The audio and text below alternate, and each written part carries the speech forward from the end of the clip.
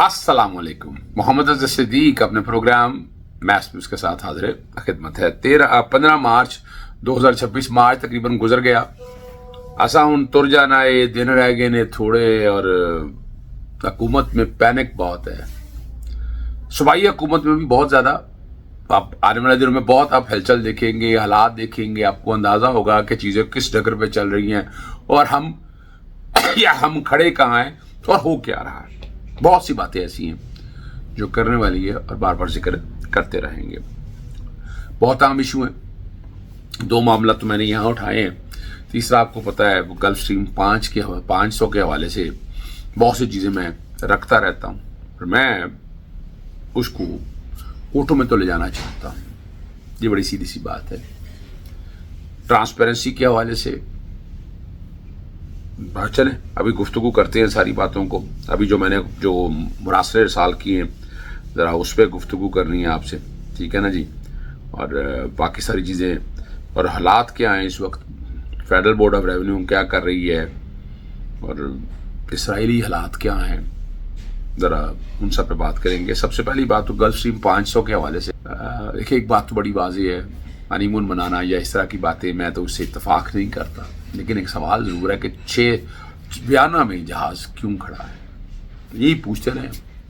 Data हमने flight radar से डाला, डाटा उसका ट्रेस किया, किधर किया, किस तरह लेके हमने जितने रास्ते लिखे हैं वो सारे रिकॉर्ड के ऊपर हिस्सा हैं और मकसद बड़ा वाज़ेह है कि ये जहाज़ आपने क्यों ख़रीदा, किस लिए ख़रीदा। पहला जहाज़ क्या अबंडेंट हो गया था और अगर आपने ये खरीदा इसके लिए टेंडरिंग क्या की, आपने क्या तरीक़ाकार अपनाया। गवर्नमेंट टू गवर्नमेंट था, G2G था, वो नहीं था।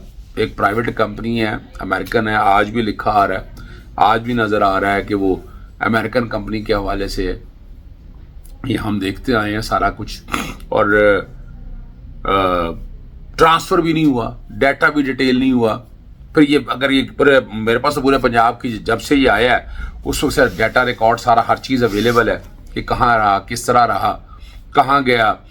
फिर आगे जो है ख़ास तौर पर ये बात है कि ये बयाना में 6 दिन क्यों रहा, क्या वहाँ का मुरम्मत थी, अगर टाइम पूरा करना था, कैसे ये सारा कुछ है ना, ये सारी बातें जो है हम रख रहे हैं आपके नॉलेज के लिए ताकि आप समझ सकें चीज़ों को। और ट्रांसपेरेंसी का तकाजा तो यही था कि एक एक चीज़ कौम के सामने रखते। ट्रांसफ़र क्यों नहीं किया अभी तक? अगर पाकिस्तानी जहाज़ था तो AP आना था, यहाँ पर N नहीं आना था। N मीन अमेरिका के अंदर रजिस्टर्ड है। और अब शफाफियत को सामने रखते या कफ़ायत शारी को सामने रखते बहुत सी बातें होंगी। अब आते हैं दूसरा 2 बात। एक यहाँ हमारे यहाँ बायोमेट्रिक एक अच्छा तजर्बा है, लेकिन ये बायोमेट्रिक आपको जितना मॉडर्न वर्ल्ड की तरफ लेके जा रहा है ना, ये आपको उतना उलझा देगा। यानी आजकल आपको पता है मॉडर्न टेक्नोलॉजी इंटरसेप्ट करना कोई मुश्किल काम नहीं है। फेस रीडिंग और बाकी जिन्होंने बचना वो तो बच जाएंगे इस निज़ाम के, लेकिन जिन्हों को ट्रेस करना है उसके लिए सवाल है।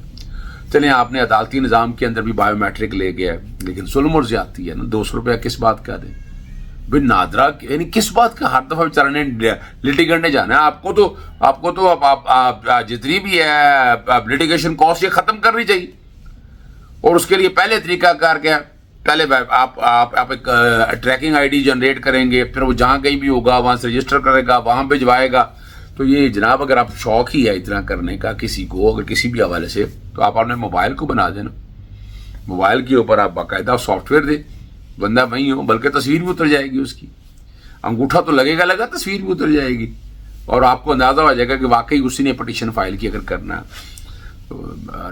और ये कंडीशनैलिटी जो हर CM पे जवाब पे मैं नहीं मुनासिब समझता। ये बुनियादी तौर पर जब वकालतनामा को दाखिल किया आपने तो समझ आती है बात, या को वापस विड्रॉ करनी है या डिसमिस फॉर नॉन प्रोसिक्यूशन हुई है, ये चीज़ें तो समझ में आती हैं, लेकिन ये कोई तरीका है। पर ये पूरे पाकिस्तान के अंदर जहाँ नफाज है इतने ज़्यादा पैसे नहीं है। इस्लामाबाद का बड़ा ज़बरदस्त सिस्टम मैंने देखा, वहाँ बार बार नहीं जाना पड़ता, एक दफ़ा बायोमेट्रिक हो गया, इट्स एनफ।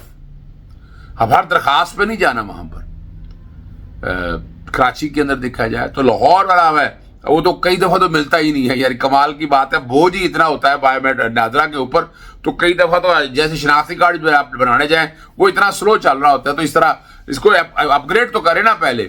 ایک میں نے یہ مراسلہ لکھا ہے رجسٹرار کو, ساری چیز آئے سائلین کو, معذور افراد کے لیے, بزرگ کے لیے, خواتین کے لیے, ٹھیک ہے نا جی, واضح پالیسیز ہے, ایس او پیز وغیرہ, اور یہ ساری چیزیں میں نے جو ہے نا اس کا تقاضا کی ہے. اور دوسرا جو ہم معاملہ آپ نے میرا وہ ڈی سی ڈپٹی کمشنر کے ساتھ دیکھا ہوگا کہ وہ ہو سکے تو ویڈیو پیچھے چلا دیں, یا ڈپٹی کمشنر دھکے دے رہا تھا بکلا کو, تو میں نے روکا تھا. میں نے کہا, میں نے پھر بتایا تھا, اسے سمجھایا بھی تھا کہ یہاں کیڑے مکوڑے نہیں رہتے, انسان رہتے ہیں. اب اس سے ساتھ جڑی جو ہے میں رجسٹرار سے پوچھ لیا کہ میں نے ان سے پوچھا ہے کہ جناب آپ بتائیں یہ سارے جو یہاں آتے ہیں افسران عملہ سیکیورٹی, یہ اتنے لوگ کیسے آ جاتے ہیں اندر؟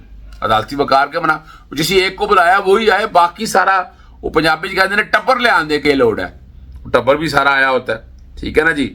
اور ان کے آتے ہیں نشستوں میں براجمان ہو جاتے ہیں, وکلا کی نشستوں میں بیٹھ جاتے ہیں. اور ہم نے تو کئی کوٹوں کے اندر دیکھا ہے جیسے ان کے لیے نشستیں مخصوص ہیں, یعنی پولیس والا ہے آگے اندر ہی بیٹھ جائے گا. ابھی سارا دن تم کام کرتے ہو تو انتظار کرو, یہ تو مخصوص نشستیں وکلا کے لیے یا معذور افراد کے لیے, یا فرض کریں کوئی کلائنٹ وغیرہ اگر آیا ہے تو یہ بیٹھ کے ان سیٹوں پہ اکثر عدالتوں میں نام نہیں لیتا, ہر ایک کو پتا ہے ان عدالت جہاں فوجداری کام زیادہ ہے وہاں اکثر سیٹیں کور کی ہوتی ہیں.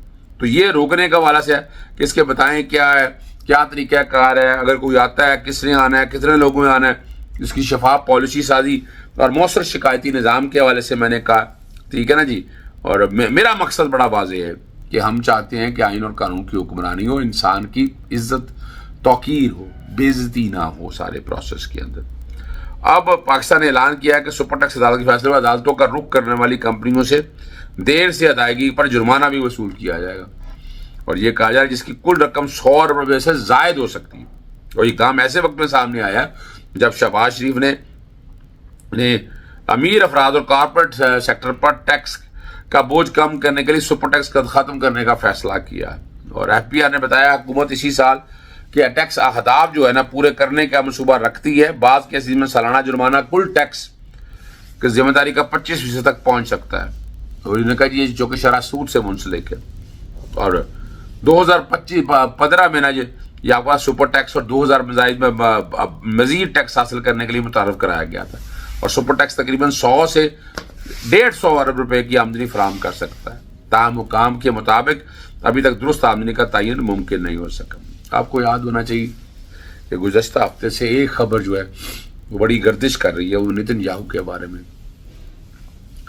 دیکھیں نتن یاہو ہے دنیا میں یا نہیں ہے, اسرائیلی ایجنڈا تو چلنا ہے. دیکھو کل سلیمانی کے حوالے سے, آرمیگڈون کے حوالے سے باتیں اگر آ جائیں, پھر غزوہ ہند کو اگر آپ ساتھ میں لائیں تو آپ کو سمجھ آ جانی چاہیے. یعنی نتن ہو یا نہ ہو کوئی فرق نہیں پڑتا اس سے, لیکن مصیبت میں ڈال دیا ایران نے کمال کر دیا جی, صحیح ہے نا جی. اور وہ کہہ رہے ہیں یہ جو ایرانی ہائپر سونک میزائل کے ایک مبینہ حملے میں وہ ہلاک ہو چکے ہوں. اور یہ کہا جا رہا ہے کہ ان کی رہائش پر گیا تھا, اور ایرانی میڈیا مختلف دعوے کر رہا ہے.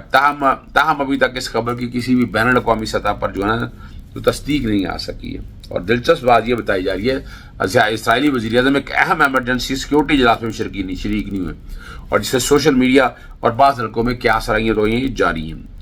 دوسری جانب اسرائیلی میڈیا بھی اگر دیکھا جائے تو وہ بھی خاموشی کو اس خبر کے ساتھ جوڑا جا رہا ہے.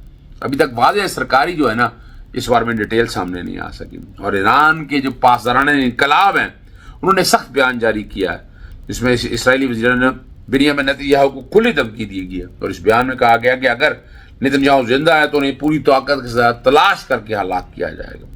اب ایران, اسرائیل اور امریکہ کے درمیان کشیدگی کے دوران اس بیان نے خطے کی صورتحال کو مزید سنگین بنا دیا.